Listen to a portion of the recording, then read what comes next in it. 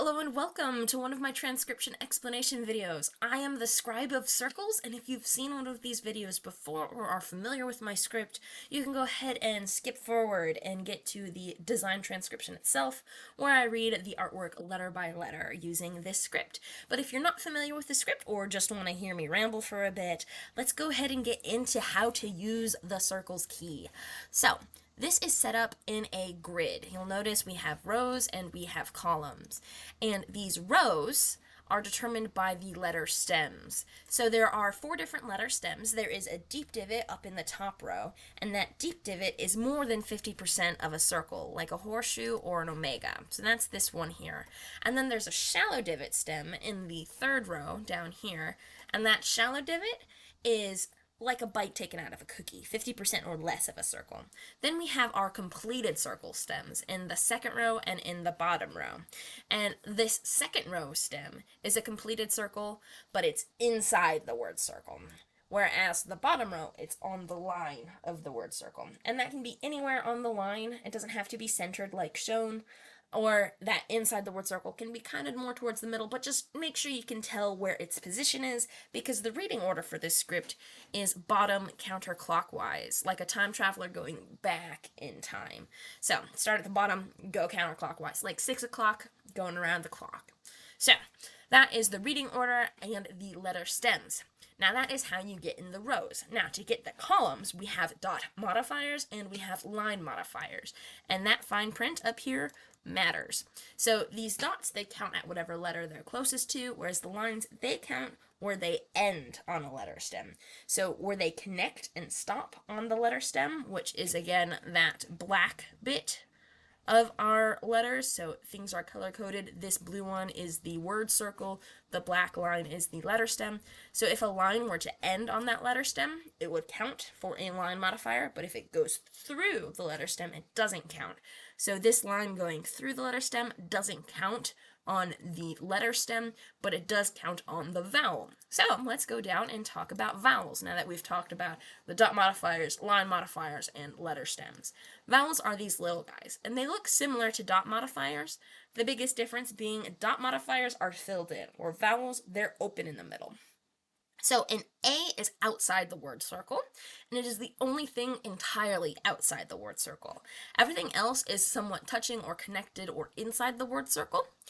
And our centered vowels, the I's, E's, and U's, are centered either on the line of the word circle, or they are inside the word circle, but they're centered inside the consonant stem. So that's what this shows. This shows what a B stem would be with a vowel on it, an O, an E, or an A. Or this would be a J stem with the O, the E, and the A, so on and so forth. And then the difference between the I's and the U's are these lines. So this green line going towards the center of the word circle is what makes an I an I. A U has a line going away from the center of the word circle. So if this is the word circle, the I goes towards it, the U goes away from it, and similarly here, I, U, U. And that's relative to the word circle. So, not the sentence circle or anything else. It's relative to the word circle. So, sentence circle. Sometimes you can put a sentence circle around your word circle if you so choose, especially if you have punctuation, because that is where the punctuation marks go. They're all noted here. And a sentence circle, it can have these decorative divots to kind of fill an empty space between words, so long as you can tell that, you have a sentence circle with a word circle. You could sneak in a secret word in the sentence circle if you wanted, but that is generally, not something you would expect people to read. And then there's this start marker, which is optional. If you have the reading order in the typical bottom counterclockwise fashion on a design that will be oriented bottom with a top and a bottom, you don't need your start marker. You can put that there if it's something that'll spin, like a sticker, or if it's something that will, have multiple kind of start places. If you're writing a poem or something, you can use the start marker as a bit of a roadmap. I tend to not use a start marker when possible because most of my designs are used as tattoos, which there's a person attached to a tattoo and they'll tell you where to start and which direction is up or down. So yeah, the last bit is this letter stacking junk. And this is complicated. This makes a lot more sense in practice, and if I use letter stacking in the design, I'll go more into this in the specific design. Otherwise, the quick and dirty is letters in the same row can be stacked. That means they have the same letter stem. You read thin to thick, and same thickness means same letter. So you don't need to double up the modifiers. If you have like a double L, you don't need 6 dots because an L has 3 dots. It's just you have 2 of the same completed circle, like a double circle. That's an L. If you were to write an L and a J, then you need one line with the 3 dots by it to be thinner, and then the J to be thicker because you read thin to thick. Vowels are read after consonants, so this would be a B before the O, E, or A. This would be a J read before the vowel, so on and so forth. And a slash through a vowel, so like not a line modifier, not connecting to anything else, but just like a little hash line through our vowel, moves it up 1 letter in the stack. So that is letter stacking, and letter stacking is tricky. If you'd like to learn more about letter stacking, you can read the full guide document here, or you can see the video tutorial here, and I go more in depth as far as the different ways different things can look in that video tutorial. And if you're more interested about the history and development of the script, these are the presentation slides me and Lauren give at panels at conventions and stuff where we talk about the history and development of the script as well as its use on Doctor Who.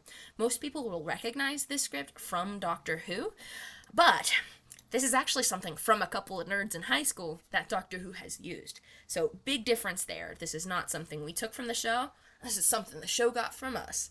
So, it's free for anybody to use, even commercially, so the show didn't step on our toes or anything. It's just really cool to say that, yeah, our silly little circle language is what the BBC has used to represent circular Gallifreyan, the language of the Time Lords on Doctor Who. But that being said, it's not official or canon. It is just, something some nerds made that the show has used, which is a big deal.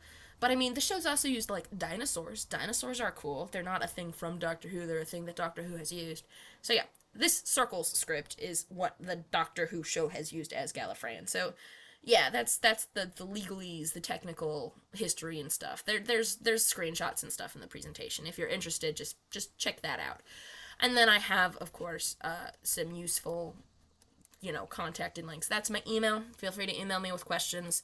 Then shermansplanet.com is Lauren's main site, where there's more information about what they've been doing, as well as information on Gallifreyan there. And then, of course, my Etsy, where I have all of the different options as far as custom stuff I can make for you with the Sirkles. So yeah, let's go ahead and get into the design transcription for the specific design of this video.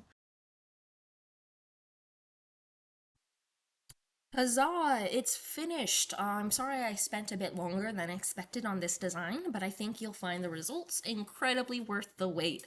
So, there were a lot of kind of parameters and requirements I wanted to try to meet with this design. The first thing being it was supposed to contain, the words everything ends, and that's always sad, but everything begins again too, and that's always happy, be happy. And I split that up into 3 main sentence circles and a overarching be happy at the end here. And those 3 sentence circles each have their own start marker. And unlike normal start markers, these start markers have the numbers of the order of the sentence in them. So this is the number 1 because it's got 1 slash. This is the number 2 because it's got 2 lines coming from it. And this is the number 3. So that tells us this is our first, second, and third sentence. And that also allows these different sentences to be moved around and adjusted however you like until, everything's together. There's also these extra lines coming off of it, because this is just the be happy bit. So you can adjust these however you want. I just have them adjusted and connected in the way I think would work best for your chest tattoo, which is like this. And to make these work out and still translate correctly, there are a couple of restraints for each of these lines. In fact, there are 4 places where lines have to end. The first place is this one here. This is the line attaching to the U and the word but. We need to have this line here, otherwise it is not the word but, it is the word bit, because the U has the 1 line on it. So as long as 1 line connects here, we are good and we don't need to deal with this whole swirly stuff.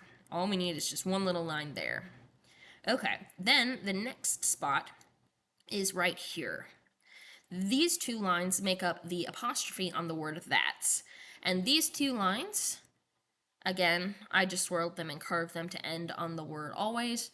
And they can kind of bend and twist wherever, connecting everything. So again, you don't need them there. Actually, I should be making this go away. You can also connect up the spaces that the lines erase and overlap. And then the last two spots are on the word happy. So these two lines make this a double P instead of a double J, so these two lines do need to end there. They don't need to flare out and become these kind of feather delios. That is all just artistic choice and things I did to kind of tie the design together. So yeah, your tattoo artist is welcome to tie the design together for all of these bits, so long as we have our necessary little spots taken care of. So yeah, that is the bit about how this design can be rearranged. And that being said, how I've arranged it has it set to be, has it set to be about 6 inches, with the thinnest lines being 0.7 millimeters thick, which is the typical width of like pencil lead and how a tattoo design tends to start. Things will kind of fade, but the overall design will stay quite legible over time. So yeah, that is the tattoo words and gunk. And I'll go ahead and get to the actual letter-to-letter translation now. So starting with our number 1 sentence circle here. Starting at the bottom, we have our first mini sentence inside our bigger sentence. And this mini sentence, we start with the word everything because we start with an E. Then we have the V, E, R, Y, THI, and then an NG with 3 lines, so everything. In fact, I repeat that exact same word here, done in the exact same style. I just have the line branching around to connect to the N and the S there. And this line I connect to the S ends E, ND with 1, 2, 3, 4 dots on the ND, and then the shallow divot with 3 lines for the S, so everything ends, comma. And then we have this sentence circle, which again, starting at the bottom, which is indicated by the start marker, we have our A at the outside of the word circle, 1, 2, 3, 4 dots on the ND, THATS. I didn't put the apostrophe here because this was already kind of crowded. ALWAYS, always A, 3 dots on the L, 2 lines on the W, A, Y with 2 dots, and then an S with 3 lines, always, and then S with 1, 2, 3 lines, just like this S and always, A, just like these A's, and then a D with 1, 2, 3 dots. So it is important that there's 4 dots here and 3 dots here, so this is the ND and this is just the D, and here's the comma at the end of that one. So on sentence 2, so here's our 2 little start marker, we have our B with the line going outwards on the U, T, but here's that everything I talked about before, and then we have a B, E, G, I, N, S. Yes, this line counts for both the G and the I because it ends on both, because lines count where they end. So B, E, G, I, N, S begins, and then we have the A, G, A, I, N, and this is the T-O-O, and this is one I did rotate slightly, so instead of the start marker being right at the bottom, it is off to the side a little bit.